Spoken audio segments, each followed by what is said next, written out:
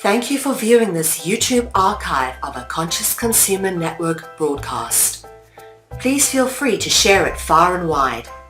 Check out our weekly broadcast guide for weekly updates on scheduled broadcasts. Help keep us on the air by contributing to our network support fund. You can follow us on Facebook and Twitter, or get in touch via email.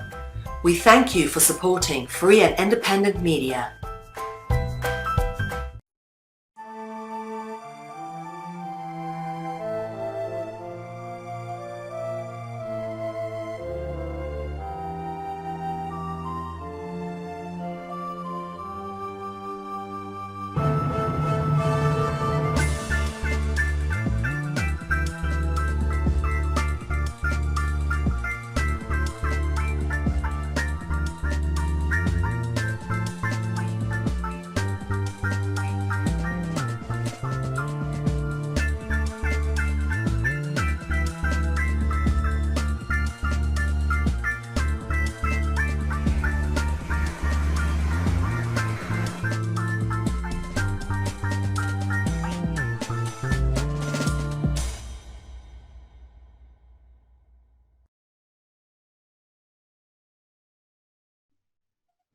Bonjour et bienvenue à tous dans cet épisode 5 d'Il était une fois le monde.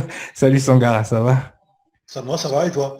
Ben ouais, ça va, à part un coup de stress là, et de l'autre côté nous mettre un coup de pression, mais je pense qu'aujourd'hui on va bien s'occuper d'eux. En tout cas, comment ça va? Bien? Écoute, La semaine, c'est bien. Enfin, les 2 semaines se sont bien passées. les 2 semaines se sont bien passées, on a pu un peu recharger les batteries et voilà, donc on est prêt pour cette nouvelle émission. Bon, ben en tout cas, bonjour à tous. Alors je vois que vous êtes très nombreux sur le chat, je vois 202 personnes en live en ce moment, donc je pense que le sujet était attendu. L'émission donc va pouvoir avoir lieu, hein, même si au dernier moment on a eu un petit coup de chaud. En tout cas voilà. Donc la semaine dernière, nous avions posé une question, donc pour gagner un t-shirt, ça sera aussi le cas aujourd'hui. Donc la gagnante du t-shirt, donc Sangara, a été Laetitia Legal. Exact. Voilà, et donc, puisque c'est toi qui avais lancé la question, qui était le pharaon qui a élevé Moïse, quelle était donc cette réponse? Alors, c'est vrai que bon, on a vu beaucoup de réponses, certaines qui auraient pu être crédibles au vu des informations, on va dire, acceptées par le plus grand nombre, d'autres qui étaient un peu plus fantaisistes. Maintenant, ce qui était intéressant, c'était juste de se référer à ce que l'on sait concrètement et ce que l'on ne sait pas. On sait que c'est un pharaon, on ne sait pas lequel c'est, donc la réponse est pharaon, tout simplement. D'accord, la réponse, voilà. Donc, c'est vrai que dans les écrits bibliques, même si, évidemment, toi et moi, on a une idée, mais bon, on ne pouvait pas demander aux gens d'avoir cette information. Donc, effectivement, voilà. Bon, alors, aujourd'hui, le grand sujet. The gods. Les dieux. Qu'est-ce que Dieu? Waouh! Alors, pourquoi on a décidé de faire cette émission avec Sangara? C'est vrai qu'au départ, on avait décidé de faire une émission qui était beaucoup plus axée sur justement le supercontinent, continuer un peu dans la mouvance. Et c'est vrai que par rapport à beaucoup de choses et par rapport au fait aussi qu'en traitant les fêtes, on a dû traiter quelque part les religions, venez, comment dire, se poser le problème justement de qu'est-ce qui se cache derrière ces religions, quels sont les dieux des religions, quels sont les dieux en général. On voit apparaître plusieurs dieux, on voit apparaître plusieurs versions, on voit apparaître plusieurs concepts. La question est, y a-t-il un dieu unique? Y a-t-il un dieu tout simplement? Hein, voilà, quelle est la question. Alors c'est vrai qu'aujourd'hui, je vous demande de vraiment être concentré parce que ça, on va aller dans quelque chose d'extrêmement technique. D'accord? On va aller dans quelque chose d'extrêmement on va vous montrer finalement que par rapport à ce concept et par rapport à toutes les choses qui peuvent être dites, par rapport à toutes les choses que même nous, on a pu dire, c'est vrai que les perceptions des informations, on s'est rendu compte avec Sangara que la saison 1 a été comprise par la plupart des gens, mais a été perçue à travers certains prismes. N'est-ce pas, Sangara? Hein? Qu'est-ce que tu voulais ajouter là-dessus? Non, mais pour tout vous dire, c'est vrai qu'en off, quand on a parlé de ce sujet-là, de définir, de rentrer un peu dans le détail de ce sujet, j'ai eu cette remarque-là. Je me suis dit, mais si on fait cette émission-là, c'est que ils ont pas su, enfin, la saison 1 n'a pas été comprise en fait. C'est ce que je me dis parce que c'est dans le choix dans l'épisode 3, on le définit tout Oui, ça. On explique oui, qui oui. sont ces diverses énergies. On explique tout ça en détail. Donc à Mhm. partir de là, tout est censé être clair. Mais visiblement, bon, après on a eu beaucoup de questions. C'est pour ça on va revenir là-dessus, rentrer dans le détail, rentrer justement dans le lard en fait, tout simplement. Non, c'est vrai que alors je pense qu'il y a des moments où vous allez peut-être avoir l'impression qu'on n'est pas sympa avec vous ou que sortez essayez de sortir du corps là pendant l'émission parce que ça va être très compliqué effectivement. On va un petit peu s'attaquer à vos égos et vraiment à la comment dirais-je à la structure de l'ego qui n'est pas définie pour comprendre ces choses-là.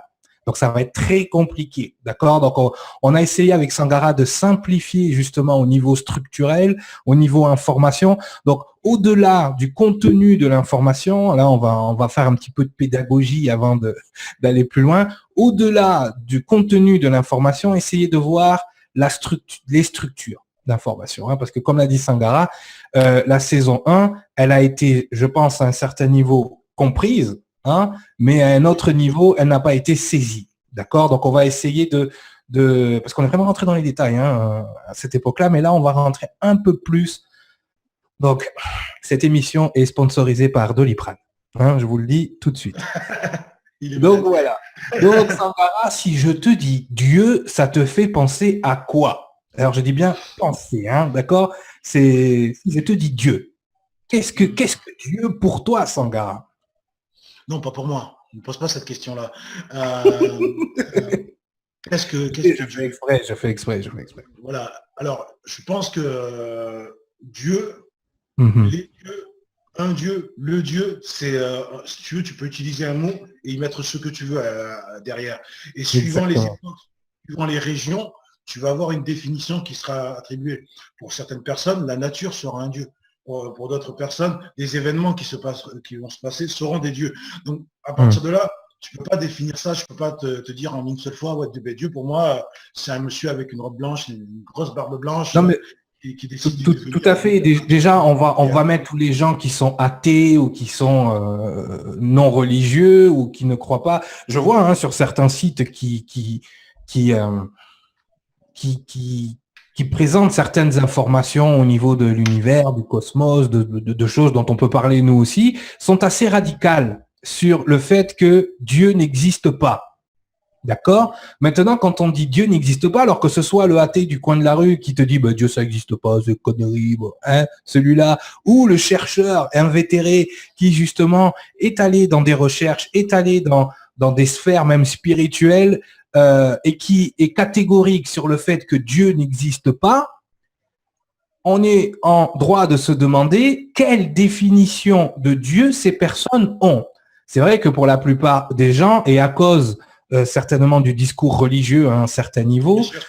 beaucoup de personnes voient Dieu comme le personnage que j'ai mis sur l'affiche de l'émission, un vieux sage donc avec une barbe blanche et qui pète des arcs-en-ciel et qui fait caca des étoiles. D'accord? Donc effectivement, si vous avez cette définition de Dieu là, effectivement, on va être clair avec vous, ce Dieu-là n'existe pas. Hein, le gros barbu avec effectivement, voilà. Donc, et bien souvent, je le vois moi-même, hein, des fois quand justement, quand on est en train de parler euh, de cette structure même d'ange incarné ou de ce concept d'ange incarné, les gens, bien évidemment, quand tu parles d'ange incarné, ben, ils pensent à ce que j'ai dans le dos. Tu vois, soit c'est Nabila, allô, ou ou soit c'est voilà l'ange tel qu'il est décrit dans les récits judéo-chrétiens et avec tout le conditionnement aussi New Age.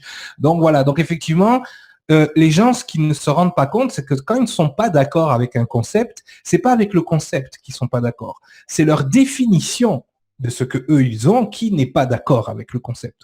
D'accord? Donc effectivement, si votre définition des anges, c'est des petits hommes blonds avec des longues robes ou des tenues de spartiates et des ailes dans le dos, effectivement, ça ne colle pas trop à ce que l'on vous raconte ou à toutes ces choses qu'on a développées.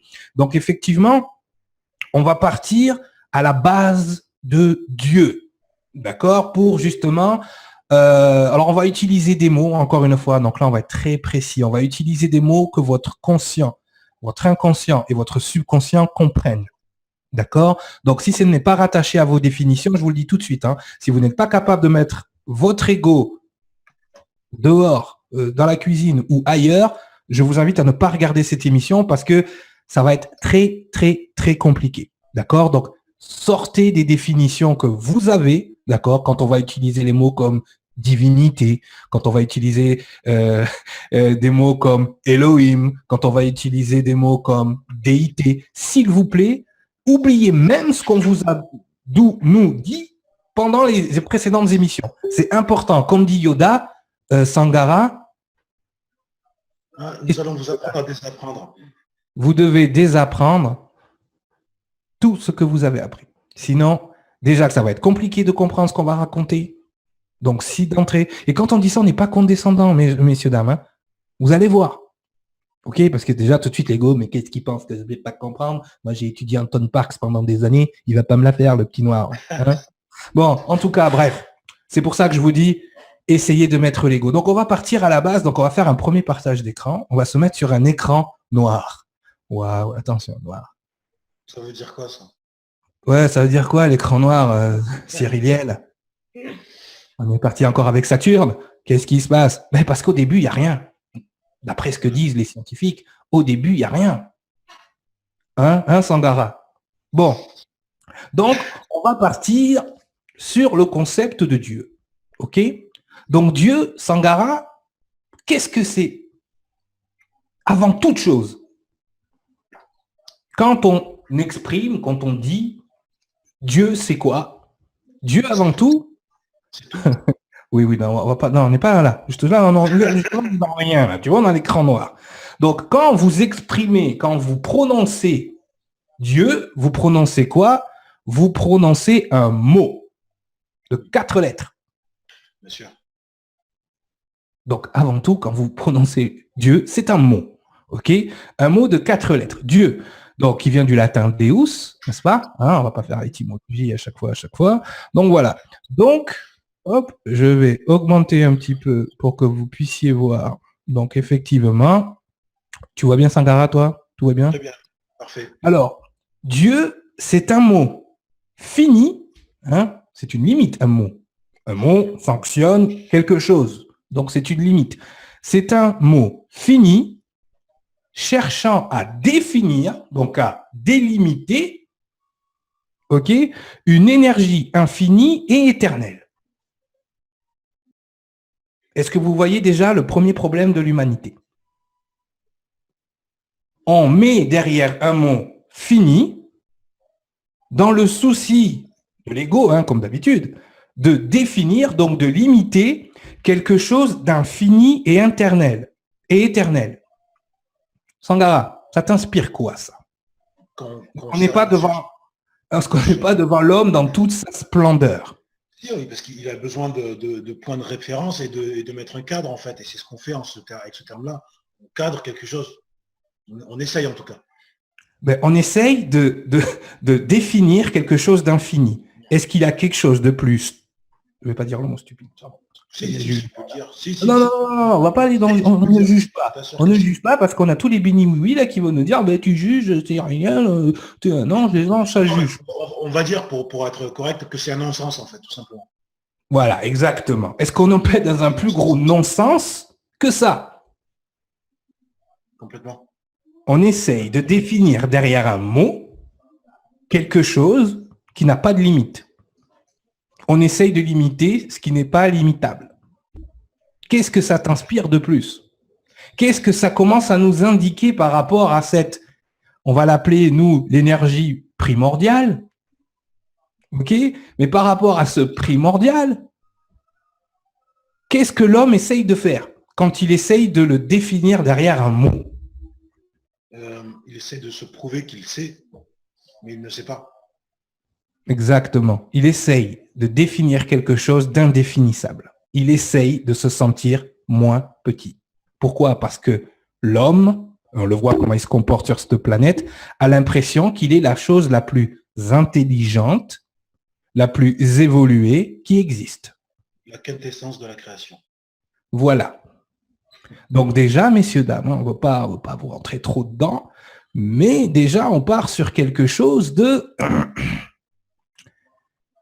compliqué. C'est-à-dire que vous essayez... Alors, si on devait répondre à la question « Qu'est-ce que Dieu ?», il faudrait qu'on définisse quelque chose d'indéfinissable.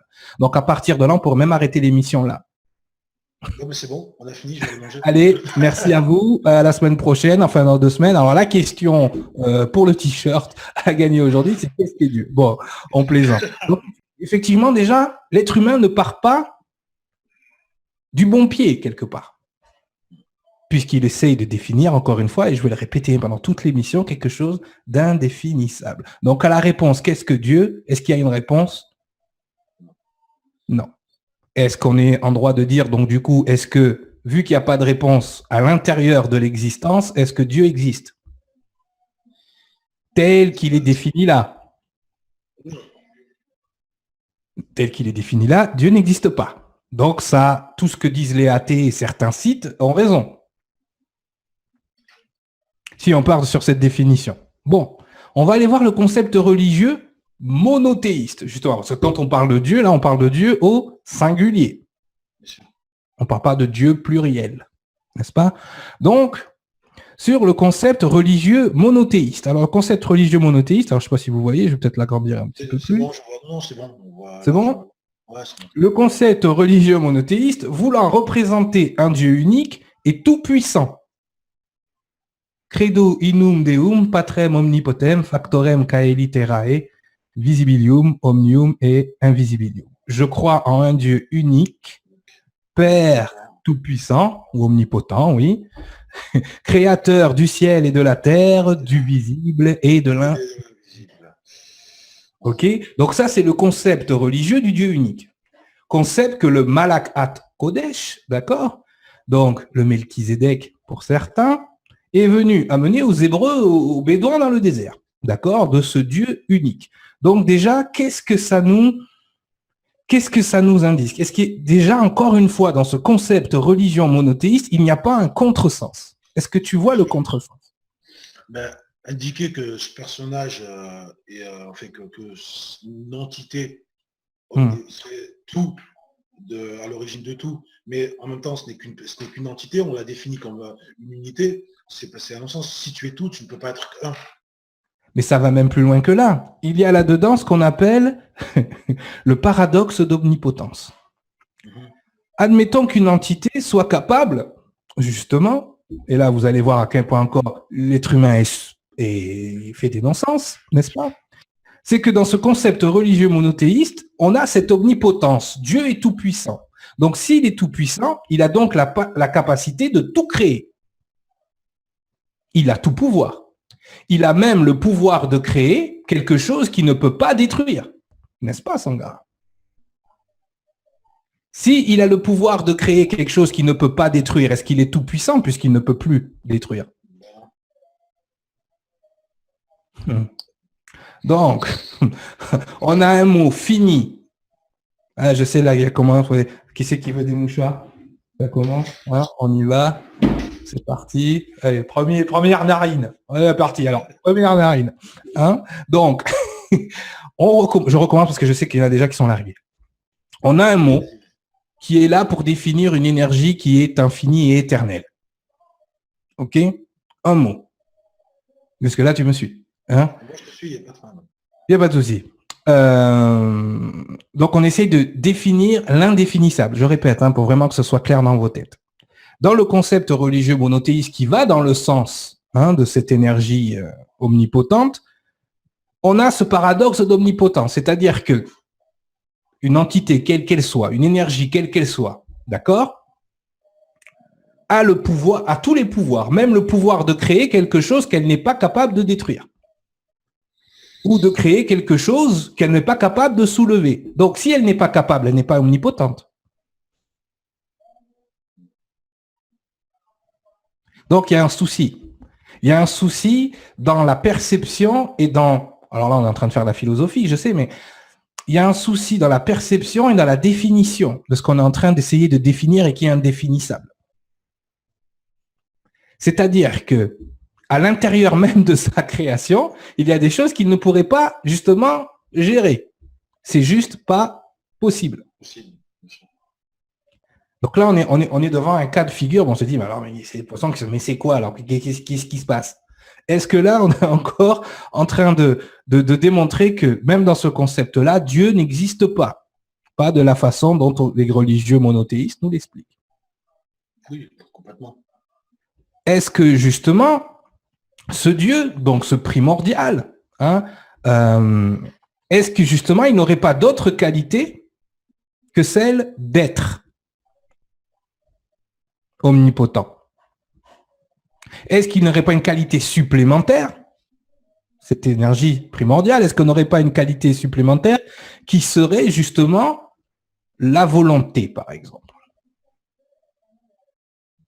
Je dis pourquoi la volonté? Parce que un être omnipotent qui a la volonté de ne pas créer justement quelque chose qu'il ne peut détruire reste tout puissant. Qu'est-ce qu'on a dit justement dans Il était une fois le monde pendant plusieurs fois, on a répété, Sangara. Qu'est-ce qu'on a dit par rapport à l'Ancien Testament? Qu'est-ce qui rejaillissait de l'Ancien Testament par rapport au Nouveau Testament? Le Nouveau Testament était basé sur l'amour miséricordieux de Dieu et blablabli et blablabla, mais le Premier Testament, enfin l'Ancien Testament, était basé sur la volonté du Créateur. Oui, du Créateur. Ok? Donc, déjà, on est devant, encore une fois, des contresens, effectivement, par rapport à ça. Alors, je vais déjà aller voir le chat, voir si on a déjà perdu des gens ou pas. Alors, qu'est-ce qui se dit sur le chat? Bonsoir, mon premier livre, mon premier live, je suis un peu excité. Oui, Lux Umbra Dei. Ah, salut Michel. Michel, salut. Je suis équipé en mouchoir, merci les gars. Nous sommes les créateurs de nos vies, pouvons-nous nous placer comme tels? Sniff, ça coule. Bonsoir tout le monde. Bon, ça va. Bon, je crois que les gens, jusqu'à présent, ça va. Hein? Il est beau le chat, hein, le nouveau chat. Ça va, il tourne, hein? Bon, allez. Alors, justement, toi, justement, par rapport à ça, est-ce que tu as quelque chose à rajouter avant qu'on passe au concept polythéiste? Non, moi, c'est ce que j'attends. C'est les concepts. Donc, on saute tout de suite sur le concept.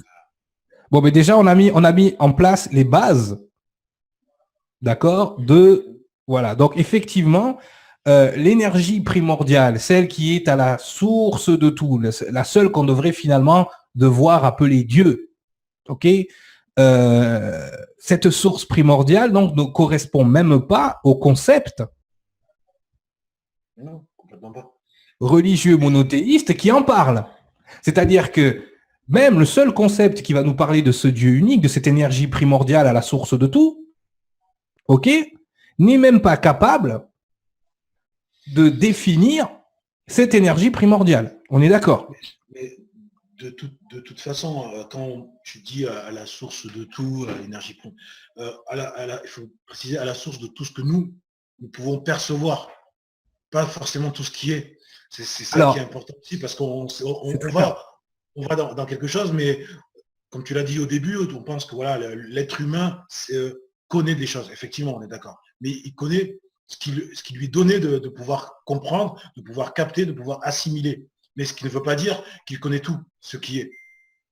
Non, effectivement, même s'il se place en position de tout savoir, l'être humain, finalement, c'est pas grand-chose.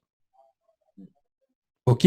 Donc ça, c'est important. Et puis ça nous ramène à ce que, heureusement qu'il y a des gens sur cette planète qui réfléchissent, mais malheureusement, ils sont légués au rang de philosophes et un peu foufou. Mais Spinoza, qu'est-ce qu'il nous a dit Spinoza? Et d'ailleurs, beaucoup de scientifiques maintenant, ça y est, commencent à réfléchir aussi les scientifiques, se rapprochent de cette théorie qui en fait n'est pas une théorie puisque les deux concepts qu'on vient de mettre en place justement avec le mot Dieu et le concept religieux monothéiste nous ramènent à ça aussi.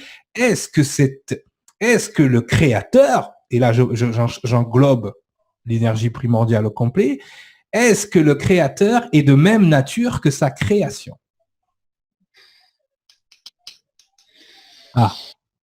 Grande question, encore philosophique. Est-ce que c'est possible que celui qui crée soit de même nature que ce qu'il crée.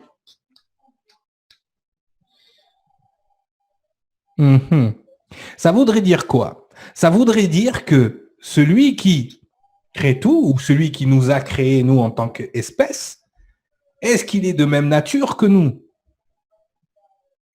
Et s'il n'est pas de même nature que nous, déjà, de quelle nature il est, premièrement? Et s'il n'est pas de même nature que nous, vu qu'on n'est pas de même nature que lui, c'est-à-dire que nous n'avons pas donc les outils pour comprendre ce qu'il est, puisqu'on n'est pas du tout de même nature. Est-ce que le cerveau humain est dessiné pour comprendre ces concepts? Sangara, on discute. Oui, là on discute, mais là encore tu rentres sur un sujet qui est très très très glissant, parce que ce que tu es en train d'expliquer, quand tu dis oui, est-ce que le créateur est de même nature, mais ça dépend à quel degré de la création on se place. On y est arrivé, mais justement, voilà, on y est arrivé. Merci, tu vois, Sangara, j'aime quand on met la balle au bon comme ça me fait plaisir. Non, voilà. mais c'est vrai que à partir du moment où on accepte ce concept-là, que celui qui crée n'est pas de même nature que sa création, est-ce que sa création, justement, a les outils et les moyens de comprendre, puisque étant de différentes natures, et en ayant un ego obligé d'expérimenter les choses pour les comprendre, est-ce que finalement, l'humanité, en essayant de définir et de comprendre Dieu, est-ce qu'elle se fourvoie pas complètement dès le départ? Oui, parce qu'elle essaye d'avoir une compréhension à travers son prisme et pas à travers ce qu'elle ne connaît pas, de toute façon. On va prendre un exemple. C'est très bien, merci Sangara. C'est bien aujourd'hui, hein? Ça va. Ça va. On va le dire comme ça. Pour un être humain ou une création, quelle qu'elle soit, pour essayer de comprendre son créateur, c'est comme si tu lui demandais à de l'eau de comprendre qu'il faut qu'elle boit.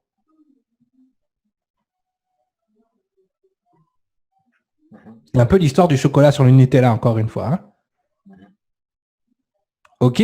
Donc, essayez d'expliquer à de l'eau qu'elle est mouillée ou qu'il faut qu'elle boit. Donc, à la question « qu'est-ce que Dieu ?» quand l'être humain se demande « qu'est-ce que Dieu ?» il est mal embarqué. Tant qu'il n'est pas devenu de même nature que son créateur, il ne pourra jamais comprendre ce qu'est le créateur. Est-ce que c'est pas ça l'ascension, justement? Retourner à la source, c'est ce que dit tout le monde. Bien sûr. Les gens qui vont nous parler de leur connexion avec Dieu, la plupart du temps, c'est des gens qui ont des états de mort imminente. On m'a encore envoyé une vidéo aujourd'hui, d'ailleurs je lui fais un petit coucou, où justement, une dame qui venait de faire un état de mort imminente était sortie du corps, et là, elle avait compris qu'elle faisait partie d'un tout, qu'elle faisait partie de ce qui est, et qu'elle était invincible à ce moment-là. Et là, elle dit, j'ai compris ce que j'étais, j'ai compris ce que j'étais venu faire, j'ai compris ce qu'était cette énergie primordiale, et que même le mot Dieu ne peut pas définir. Ça veut dire que quand elle revient dans le corps, elle n'a même pas les mots pour expliquer ce qu'elle a ressenti. D'accord? Donc effectivement, alors on voit des spécialistes qui vont vous parler des dieux, des divinités, d'accord? Et effectivement, si on part sur un rapport philosophique pur dès le départ, un être, une création n'est pas capable de comprendre son créateur, puisqu'il n'est pas de même nature et qu'il n'est pas défini justement pour le comprendre. Ok? Donc effectivement, demander à de l'eau de boire, il y a un souci. On reviendra là-dessus certainement pendant le cours de l'émission. Donc allez, on va avancer vers le côté, on va dire, un petit peu plus polythéiste, d'accord? Parce que c'est vrai que on a parlé que les Hébreux vénéraient ce Dieu unique, que même certains dieux, certains pharaons égyptiens ont essayé d'apporter cette énergie du Dieu unique, et on va voir que dès le départ, même les Hébreux sont un peuple énormément polythéiste. Ils ont énormément de dieux. On verra que les Grecs, toutes les grandes civilisations ont eu pas seulement un dieu, mais plusieurs. D'accord? Ce qu'on va appeler donc, pour que vous compreniez encore une fois dans vos définitions, des divinités. Ça ne veut pas dire qu'elles le sont. On va rentrer dans le concept aussi de faux dieux. N'est-ce pas, Sangara? Bien sûr. Bon alors, Voilà. on y va. Je ne sais pas si on aura le temps de toute une émission pour tout faire, mais on va essayer. Là, ce qu'on fait, les gens, là, on fait un travail commun, ok? C'est-à-dire que vous, de votre côté, vous allez aussi faire vos recherches, même s'il faut faire une deuxième ou une troisième émission pour tout sortir. Nous, on a les réponses, ok? Parce que finalement, oui, c'est normal. C'est nous qui présentons l'émission, c'est nous qui préparons l'émission et on sait où on s'en va. Mais on veut vous amener, vous, à trouver vos réponses, d'accord? Donc ça, c'est important. Donc le concept religieux polythéiste, Sangara, on y va? On y va tout doucement. Alors, juste avant de vraiment démarrer là-dessus, Oui. on va vous parler de certaines civilisations, ce qui ne veut pas dire, on se limite en fonction aussi de notre auditoire qui est essentiellement occidental, essentiellement francophone. On aurait pu effectivement aborder les divinités amérindiennes ou même asiatiques. C'est pas, mais là, on va vraiment se recentrer sur quelque chose qui est un socle commun avec la plupart des personnes qui nous regardent. C'était juste une petite précision et je te laisse enchaîner. Non, tu as raison de le mettre en avant. On n'est pas réducteur, hein, c'est juste une question, c'est un choix, d'angle de vue tout simplement. Non, mais c'est quand même important que tu mettes ce genre de choses au point parce que c'est vrai qu'après ça génère beaucoup de questions. Pourquoi ceci, pourquoi cela? Et effectivement, on essaie de rester dans dans le cadre aussi de notre auditoire. Bon, alors le concept religieux polythéiste. Donc le concept religieux polythéiste est donc un concept voulant représenter un ensemble de divinités, chacune responsable d'un ministère. Ouais, Ça nous dit quoi, ça? Oui, c'est un peu un gouvernement. Mais déjà, on est dans un ensemble de divinités. Donc, je vais mettre à l'écran de certaines images que tu m'as envoyées. OK? Donc, je vais commencer par celle-là. Alors, celle-là, donc ça, je pense que c'est la partie... On va partir... C'est la partie sumérienne. Tu veux laquelle en premier? La grecque, l'égyptienne ou la sumérienne? Oui, on va faire une chronologie à l'envers sur les trois. Donc, mais là, sur grec et romaine, puisque tu as grossi là. Donc, on va commencer par celle-là. Ouais, grossi là un petit peu. Voilà. Voilà, parfait. Ça, c'est ce qui va parler au plus grand nombre, hein, notamment chez nous, en France. Alors, tu vois, voilà, les dieux, en fait, la création, avec Gaïa qui représente la terre, Chronos qui représente le ciel. Donc, et à partir de là, on va descendre. Donc, tu as Chronos qui est un monsieur dont on a parlé il y a 15 jours. Oui, Chronos, notre ami Chronos. Ah, il a fait parler Chronos, hein. Voilà, hein, l'ami Saturne. Et voilà, donc et ensuite on redescend au fur et à mesure. Donc on va avoir Poséidon, qui est Poséidon, c'est qui? Tu parlais de ministère, tu parlais de tout à l'heure. Donc Poséidon, je pense que tout le monde l'aura reconnu en tant que seigneur des mers et des océans. Voilà. Oui. Après, qu'est-ce qu'on pourrait dire de plus? Après, je vais te laisser. Non, mais en fait, on a cette représentation donc des 12 dieux grecs et romains, finalement. D'accord.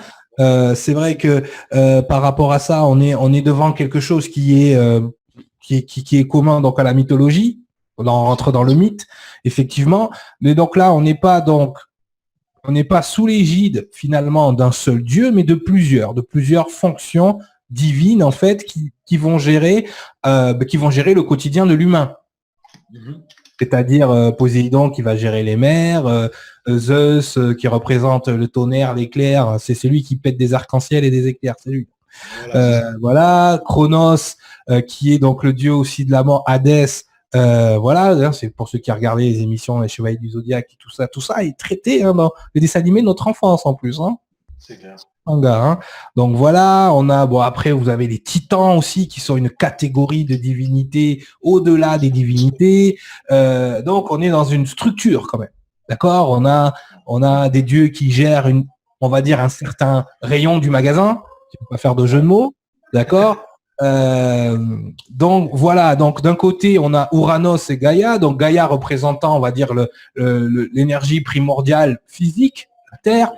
Et Uranos qui va représenter l'énergie primordiale lumineuse, de lumière, de vie. D'accord? Donc c'est vrai que on est sur une structure quand même assez précise de la divinité. avec si on un regarde, ensemble de déités qui sont plus ou moins avancées ou non avancées. ce qui est intéressant, c'est de voir en fait comment on peut définir l'homme dans ce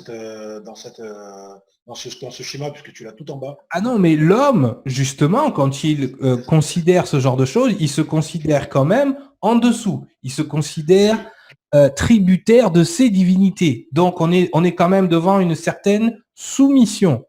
Mais on est dans une définition où il s'identifie à ces dieux, dans le sens où il estime qu'ils sont de même nature, mais juste avec des capacités supérieures. Parce que si tu regardes, il les dessine comme des êtres humains.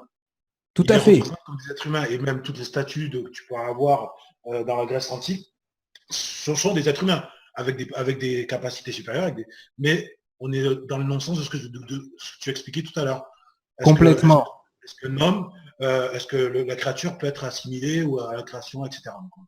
Oui, tout à fait. Et puis, on l'avait déjà expliqué dans Il était une fois le monde, on vous avait expliqué comment, justement, les énergies créatrices arrivaient à se fragmenter, justement, à un certain niveau pour pouvoir gérer, dans le temps pré-adamique, bien évidemment, les créatures. D'accord? Donc, c'était vraiment un autre système, une autre façon de faire. D'accord?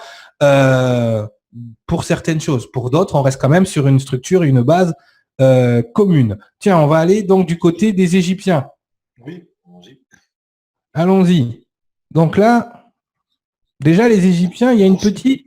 Grossis un petit peu. Grossi, voilà. Il y a une petite différence. Là, on a une unité au sommet, en fait. Nous, l'océan primordial.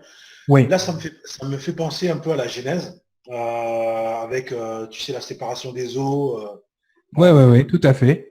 Mais l'océan primordial, donc déjà, on est bien dans la métaphore de l'eau, hein, comme on l'a souvent été. Mais par contre, eux prennent en considération donc un océan primordial qui, lui, serait géré par une énergie, on va dire, annexe, ok, déléguée, hein, comme dans les équipes de foot, tu vois, t'as le financier, celui qui envoie l'argent, puis tu as le président délégué qui gère le reste. Ok. Donc on a Pape Diouf là qui s'appelle Atum. Ok, Atum qui représente l'énergie du soleil. Tiens, comme de par hasard. Est-ce qu'il y aurait une corrélation entre le soleil et la divinité? On verra ça plus tard. Donc vas-y, explique-nous le schéma. Donc là aussi, on est dans une structure, encore une fois. Alors, tu vois, ce qui est intéressant, c'est Dieu de l'atmosphère et déesse de l'humidité, mais tu n'as pas de... voilà. Et la Terre arrive après. Donc on peut être dans son schéma de création scientifique même, j'ai envie de te dire, Ouais. avec vraiment, tu vois, tu as le Big Bang, que tu pourrais appeler Noon, tu vois, l'océan primordial, et indivisible. On y viendra à ça, on y viendra. Voilà, qui se répand, crée des étoiles avec le soleil par exemple, et effectivement crée une atmosphère sur une Terre. Et voilà, donc bon, après moi je sais que là je suis dans mon univers à ce niveau-là, donc je vais peut-être... Non, mais il faut comprendre, parce qu'on va essayer de... Là, on passe très vite, en plus on est en retard, donc du coup, on va essayer, on fera peut-être une deuxième émission, questions-réponses ou un truc comme ça, mais c'est vrai que là, on va passer là-dessus, mais là déjà, on est dans une structure, encore une fois, qui se rapporte à la première, un petit peu, et qui nous montre vraiment comment le monde pré-adamique percevait la divinité. Ok. Oui, parce que voilà, ce que je voulais préciser, parce que les schémas qu'on vous montre là sont des schémas de civilisation que l'on connaît. Oui. Toutes ces informations-là, elles ne sont pas sorties de la Terre du jour au lendemain pour eux. C'est un legs qu'ils ont reçu. On y reviendra. De qui? Par qui? On va retourner de toute façon sur... Non, on va remonter, mais on est déjà... Avant d'aller plus loin, est-ce qu'on est déjà dans l'ordre de se demander, puisqu'on voit toutes ces divinités, est-ce que le créateur, là, parce que je vous amène petit à petit vers la conclusion de l'émission, mais est-ce que le créateur de toute chose, le Noun, l'océan primordial, est-ce qu'on peut considérer que c'est le même créateur qui a créé les planètes? Est-ce que c'est ce même créateur qui a créé notre race? D'accord? Est-ce que c'est les mêmes créateurs qui ont créé la race adamique? Est-ce que le créateur de toute chose est le créateur de la race humaine? Par défaut, vous allez me dire oui, parce qu'il a la source de tout, mais est-ce que vraiment nos créateurs, on va les appeler comme ça, puisque là on parle au pluriel, est-ce que nos créateurs sont aussi, d'accord, Les créateurs de toutes choses. des créateurs de toutes choses? Ou est-ce que ce ne sont pas finalement des énergies déléguées? Et c'est là où on en vient quand tu dis, on disait tout à l'heure, ça dépend à quel niveau de création. Quel niveau de création, effectivement. Allez, on repart sur l'autre structure, donc la sumérienne. Pareil. Donc là, avec nos fameux dieux Enki, Enlil, Marduk, tout ça. Alors là, on va faire plaisir. Hein? Là, on va Oui. faire plaisir à nos amis ufologues, Ufologues, oui. Avec les Anunnaki. Les Anunnaki, la descendance du dieu An, qu'on retrouve tout en haut, là-haut. Ça, c'est quel est pour eux le schéma pour nos amis ufologues, le schéma de la création de l'humanité? Un mélange, on va dire, entre la descendance du dieu An, oui, et une espèce qui était là, qui végétait dans son ignorance la plus totale, et qui a été mélangée avec la descendance du dieu An, les Anunnaki, et qui, à partir de là, donc, a créé l'être humain. Mais encore une fois, quel être humain? Quel être humain déjà, et la descendance du dieu An, d'accord, mais An, lui, il a été créé par qui? Non, mais même on va aller plus loin que ça. Maintenant, vu qu'on en arrive au côté sumérien, au côté ufologie, déjà, est-ce que l'être humain qui pourrait rencontrer, d'accord, une espèce technologiquement plus avancée, spirituellement plus avancée, qui pourrait utiliser certaines forces que nous, on n'a pas, finalement, sur cette planète, est-ce qu'il ne serait pas considéré de facto par les indigènes de la planète comme des dieux et des divinités? Donc, est-ce que toutes ces choses-là que l'on voit à l'écran, effectivement, on ne serait pas donc en présence d'êtres de nature différente, capables de, on va dire, manipuler certaines forces et certaines énergies qui pourraient laisser penser à l'indigène, donc à l'autochtone de cette planète, ou même à la création, qu'ils sont des dieux? Est-ce qu'on n'est pas en présence des fameux faux dieux, c'est-à-dire ces dieux qui ressembleraient aux créatures à quelques détails près, puisque chaque fois que les créatures ont manifesté ces dieux, entre guillemets, ils les ont manifestés avec des bras, des jambes, une tête, de forme humanoïde, avec certains détails. Tu viens d'en avoir deux exemples. Bon, là, on l'a pas sur le schéma des dieux sumériens, mais quand tu regardes les dieux égyptiens, à part qu'ils ont des têtes d'animaux, ils ont des corps humains. Et quand on regarde les dieux grecs et romains, ce sont des êtres humains. Donc complètement. On est vraiment et Anunnaki, pareil, on les voit avec la plupart du temps sur les dessins babyloniens, avec des ailes. Ils sont plus grands, ils sont géants, ils sont ceci, ils sont cela. Mais est-ce que justement, quand on a expliqué dans Il était une fois le monde au départ que bon, la Terre n'avait pas de protection, que c'était un peu des va-et-vient, ok, que effectivement les premières énergies créatrices qui étaient envoyées par l'énergie primordiale ont été corrompues, on est en droit de se demander, quand justement on parle d'énergie qui ne serait pas de même nature que ces créations, est-ce qu'on ne parle pas d'énergie qui viennent d'autres plans, effectivement? Quand, parce qu'on va sauter ensuite de ce côté-là, mais quand à ce moment-là, on est en droit de se demander, effectivement, bon, les Anunnaki, a priori, auraient manipulé génétiquement les corps des humanoïdes, des indigènes de cette planète pour pouvoir les esclavagiser. On avait parlé dans les rendre esclaves, voilà. Est-ce que, justement, on en avait parlé, on sait très bien que sur cette planète, il y a eu ce qu'on appelle une cohabitation. On en a parlé. Donc, les Anunnaki, quand ils ont modifié génétiquement les humanoïdes de cette planète, est-ce qu'on parle de quelle lignée? C'est la pré-adamique ou la adamique? Ah. Là, on va avoir un problème de chronologie, n'est-ce pas, Chronos, hein? Pourquoi? Parce qu'effectivement, les faits qui sont relatés par les Sumériens sont des faits relatés qui ont eu lieu bien avant. Les faits qui sont relatés par les Grecs, l'Antiquité grecque, ont eu lieu bien avant. Bien sûr. Les faits relatés par les Égyptiens ont eu lieu bien avant dans le temps pré-adamique. Et finalement, quand on vous parle de cette fameuse genèse qui a eu lieu pour nettoyer les transgressions qui ont eu lieu sur cette planète, est-ce qu'on n'est pas en train de parler de ces modifications génétiques sur les indigènes de base que l'énergie primordiale de physicalité, on va l'appeler comme ça, avait créée dès le départ? Donc voilà, donc là, on vous ramène à ces choses-là. Donc effectivement, quand nous, par exemple, on vous parle de divinité, de Dieu, de tout ça, techniquement, est considéré Dieu, et on vous l'a déjà dit dans la première saison, toute entité capable de mettre son essence dans la matière. Donc là, on va rentrer dans ce qu'on appelle la déité. OK? Donc je vais enlever ça pendant un petit moment, on va arrêter le partage d'écran. Alors, on va arrêter le partage d'écran. Stop share. OK. Je suis revenu. Donc Sankara, n'est-ce pas? On parle de cette énergie qui est capable de mettre son essence dans la matière et de lui donner vie. On est d'accord? OK? Donc, on va parler justement de cette fameuse déité. À quel niveau se situe la déité?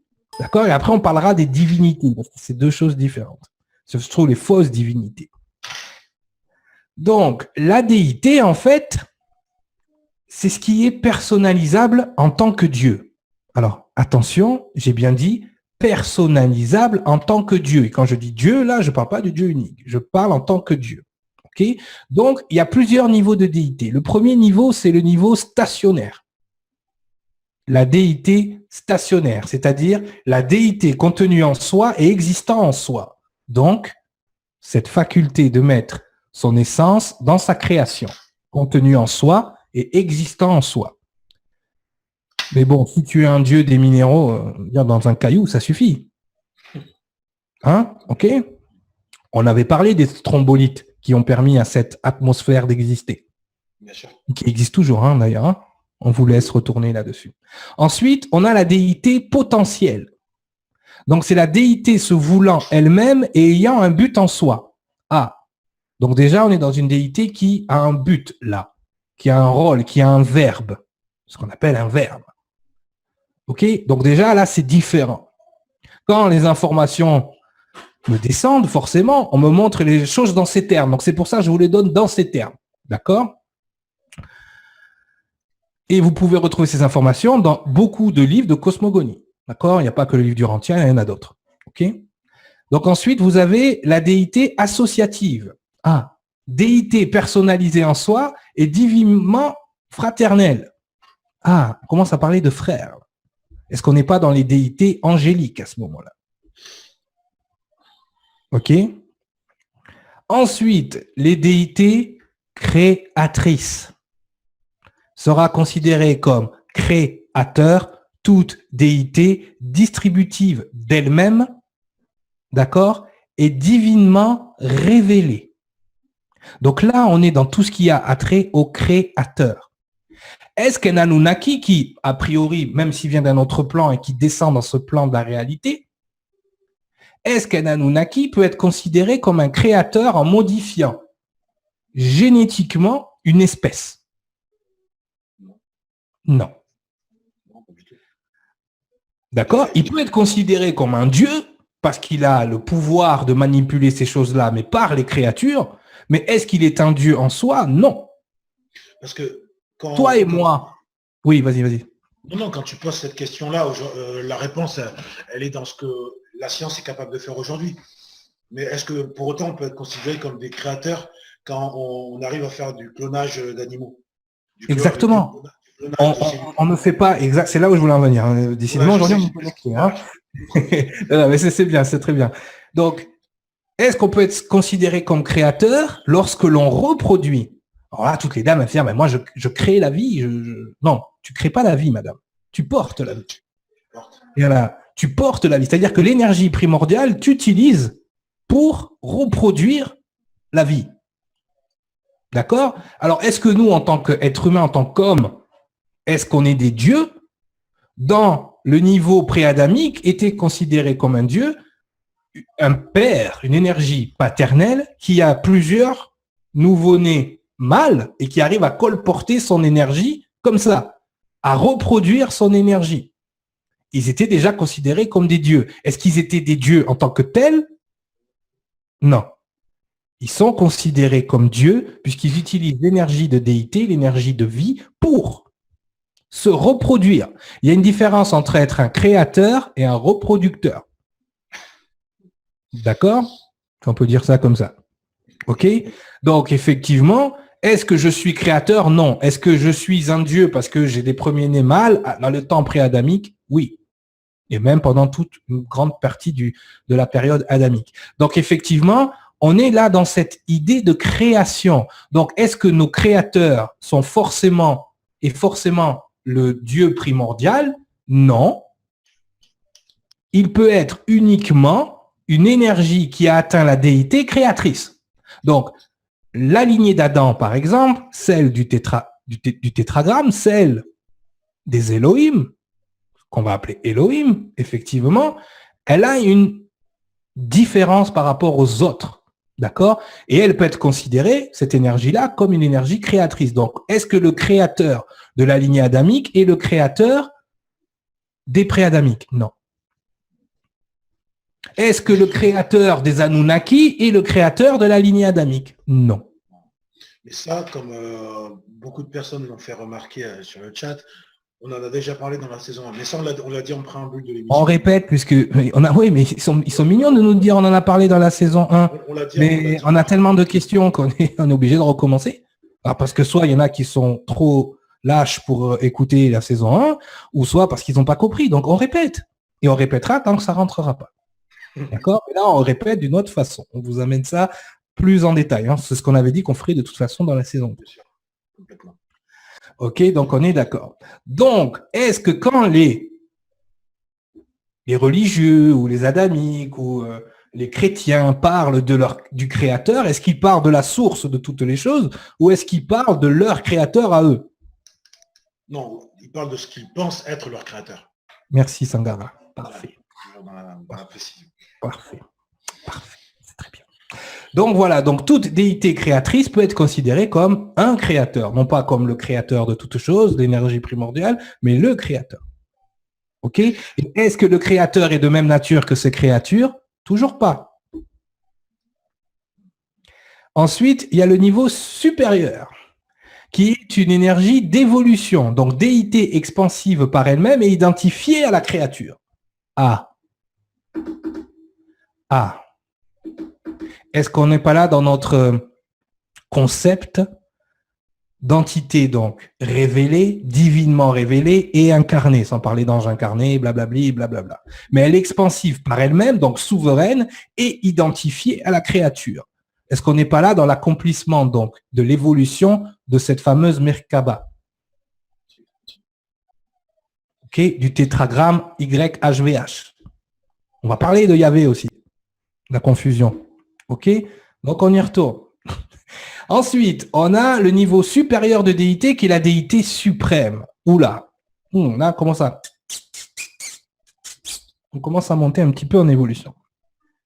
Déité espérentielle d'elle-même et unifiant la créature avec le créateur. Ça te rappelle quoi, ça? Un créateur qui s'unifie avec ses créatures. Mythologie grecque. Zeus, par exemple. Non, ça y est, t'es largué, Sangara. Quel est le seul créateur qui a réussi à descendre dans ce monde et s'identifier à... Oui, mais repose. Okay. Reformule bien. Ok, donc voilà. Ouais, non, mais t'étais en train un petit peu de lâcher. On peut définir. Il y a trop de bulles dans ton truc. On peut développer, mais définis bien ce que tu dis, parce que tu dis que tu parles d'unifier, ça peut être une union charnelle, et c'est ce que aimaient faire certains dieux d'autres mythologies. C'est ça, donc je répète, déité fonctionnant sur le premier niveau d'identification avec la créature, directement. OK? Donc là, on passe dans autre chose. OK? Là, on part dans quelqu'un qu'on va appeler un Christ.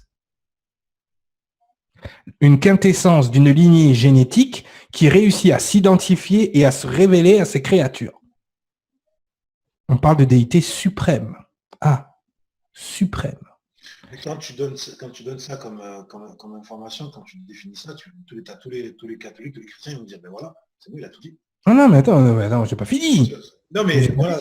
Ça continue. Ça continue. Donc là, la déité suprême, on parle du Fils, de celui qui est comme. Mais on n'est pas encore au bout du bout. On a la déité ultime. Ah, la déité ultime. Est-ce que là, on rentre pas dans le primordial?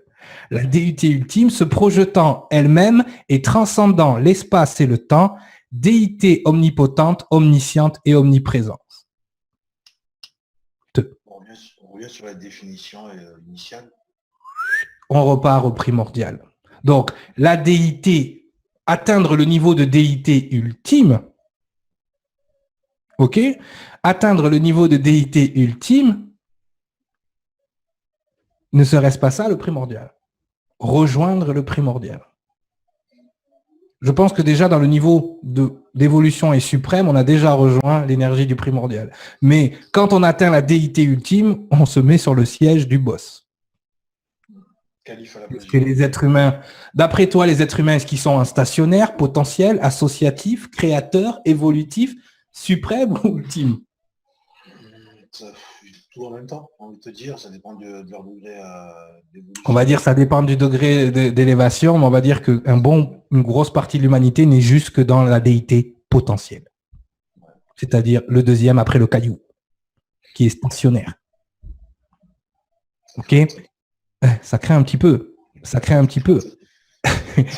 Effectivement, donc il faut savoir où on se situe, il faut accepter où on se situe. Surtout que dans plusieurs, alors là il y a effectivement Michio Kaku qui reprenait une échelle que je pense que c'est Kandershev qui avait fait ça, un éminent scientifique russe. Il avait parlé que s'il y avait d'autres civilisations dans l'espace, d'accord, on serait soumis sur à peu près trois styles de civilisation.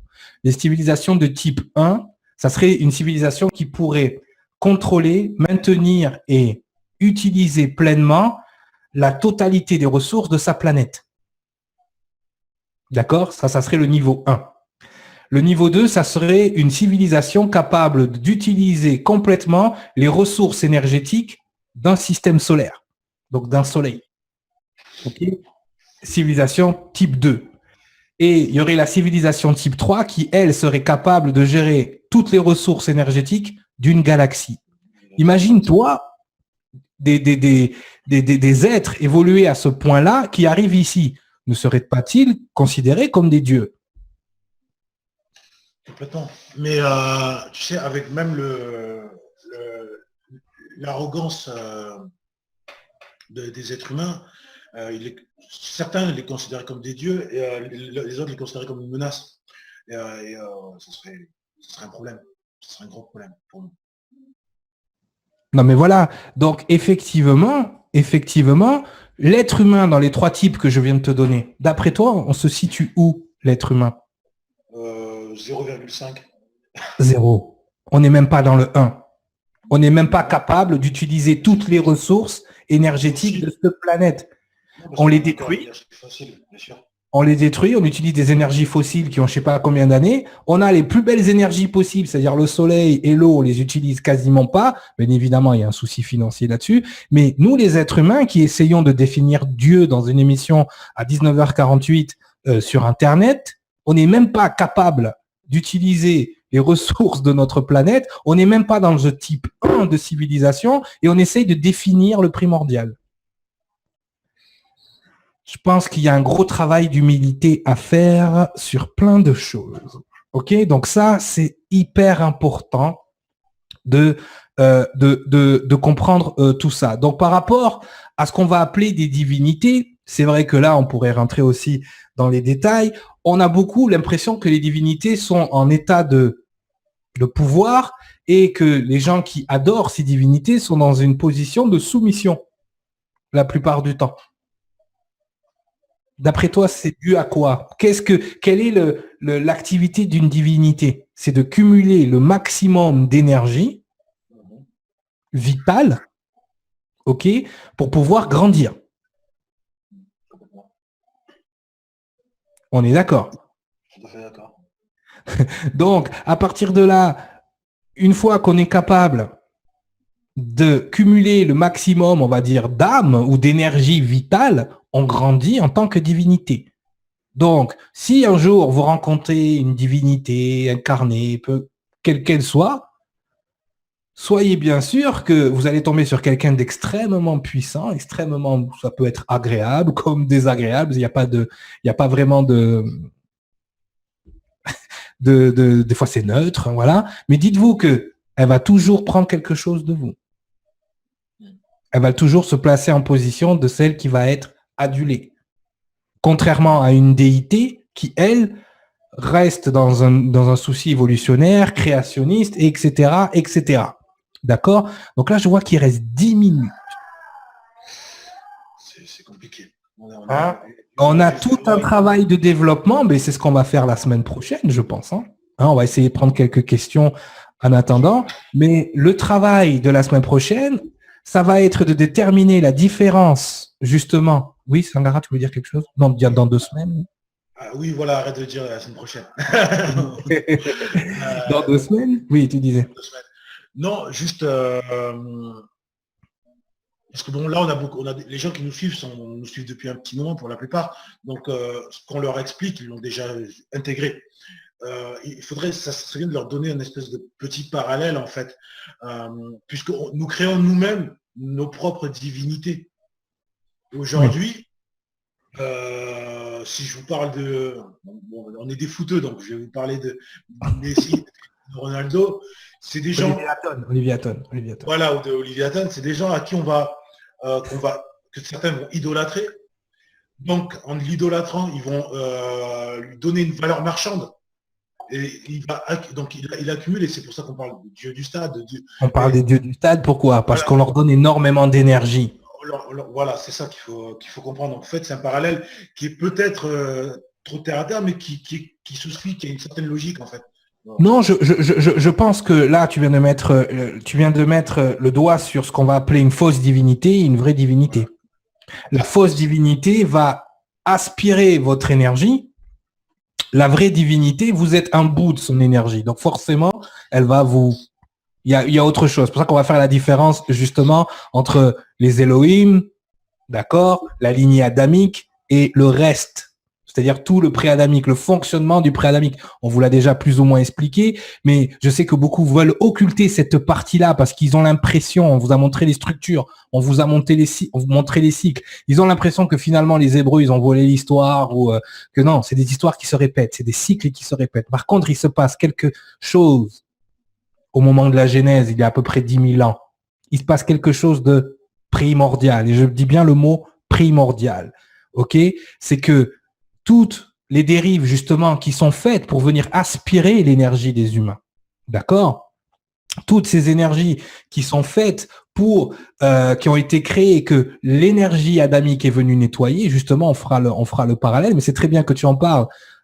Adorer une idole dans une église, est-ce qu'on n'est pas en train de donner notre énergie à quelque chose de détourné? N'est-ce pas? Est-ce que, finalement, tous ces dieux qu'on nous a créés... Oui, vas-y. Non, et c'est pour ça que, là, je vais peut-être faire crier dans les chaumières, mais c'est vrai que c'est pour ça que... C'est notre travail, en même temps. Au niveau de l'islam, pour les personnes qui connaissent un petit peu cette religion, on n'a aucune représentation physique d'Allah. Oui. On laisse quand même ce palier-là où on dit, voilà, effectivement, Mahomet est son prophète, mais Allah n'est pas identifié physiquement. C'est, voilà, l'énergie. Et c'est là où est la nuance. Bon, après, effectivement, tu l'expliques par le fait que voilà, le Christ, c'est le Fils qui est descendu. Bon, après, chacun a sa définition. Et c'est là où est on va dire, le point de confusion entre les différents. Non, mais on va faire un spoiler justement par rapport à l'émission de la semaine prochaine, justement pour définir vraiment la transition qu'il y a eu entre justement le pré-adamique et l'adamique. C'est que quand Moïse Encore une fois, ça c'est mon passage préféré parce qu'il indique énormément de choses. Quand Moïse est sur le mont Sinaï et qui parle au buisson ardent, qui parle à l'Éternel et qui lui demande son nom, tout le monde pense que c'est le dieu YHVH, le tétragramme. Yahvé, en fait, est le petit dieu des Hébreux là. Mais ce tétragramme, en fait, il veut dire quelque chose de vraiment beaucoup plus systémique que ça, que Yahvé. Le dieu Yahvé, le dieu El Elyon, on peut l'appeler comme on veut. Ça, c'est le conditionnement du langage. Mais à ce moment-là, l'entité à qui il est en train de parler lui dit « Ayez, Asher, ayez. Je suis ce qui deviendra. » Donc, pour la première fois, une entité ne se présente pas comme « je suis le dieu de mon cul, je suis le dieu de ceci, je suis un extraterrestre qui vient de je sais pas d'où, je suis Tamoul de chez Tamoul ». Non, il dit « je suis ». Donc, il est en présence de ce que on va appeler Adonai, le Seigneur, d'accord, Adonai, et il est en présence à ce moment-là précis de ce qui est, de l'énergie primordiale. Voilà la différence qui fait entre la lignée, toutes les lignées qui ont leur créateur, qui ont leur énergie de création, et cette énergie-là précise. Alors, on va pas l'appeler celui qui est comme Dieu, on va l'appeler celui qui est comme celui qui est. D'accord? Celui qui est, c'est l'énergie primordiale. Il l'est. OK? Mais quelqu'un qui est con, on va le dire comme ça, s'il est juste comme ça, tu sais pas qu'il est con. Il va falloir qu'il crée un contexte et il va falloir qu'il fasse des conneries. OK? Donc, celui qui est va devoir se manifester et il va se manifester à travers une lignée précise pour pouvoir nettoyer ce qui a été fait par les faux dieux. Dans 2 semaines. Ah, on n'a pas posé la question, Sangara. Ouais, mais vas-y, pose-la, j'ai posé la première. Voilà, on va poser la question. Voilà, dépêchez-vous là. Quel est le Dieu du temps et de la mort? Allez, comme ça sera... c'est le premier qui répond. Ça sera facile. Question TF1 là. D'accord? Donc voilà, ça sera la réponse. Donc, dans 2 semaines, on part sur la lignée adamique. On vous explique la différence entre les autres dieux avec les autres divinités. Qu'est-ce que ces divinités a plus que les autres et pourquoi elle est là et pourquoi la lignée adamique a été créée, même si on l'a déjà expliqué. Cette fois-ci, on rentrera dans les détails. Biggie, you can cut it. We're done. On se voit la prochaine fois. Même heure, même endroit, dans 2 semaines. Bye bye. Bye. Thank you for tuning into CCN. This unique network is dedicated to free and independent media. CCN was created with the belief that information is the common heritage of all beings, which is why our live stream high-definition broadcast is easily accessible and free to view. If we want to change the world, we must first change the media. Having produced over 1,000 shows in 2015, which are all archived on YouTube, we look forward to bringing you more groundbreaking, cutting-edge information in 2016. For more information on what is on, please check out our broadcast guide for weekly updates. CCN broadcasts in multiple languages and features some key voices of our challenging times who are all in pursuit of a free, fair, just, sustainable world. CCN belongs to you, the people, and it is up to you all to keep this network on the air. Please contribute to the Network Support Fund or visit the CCN shop. We thank you all for supporting free and independent media.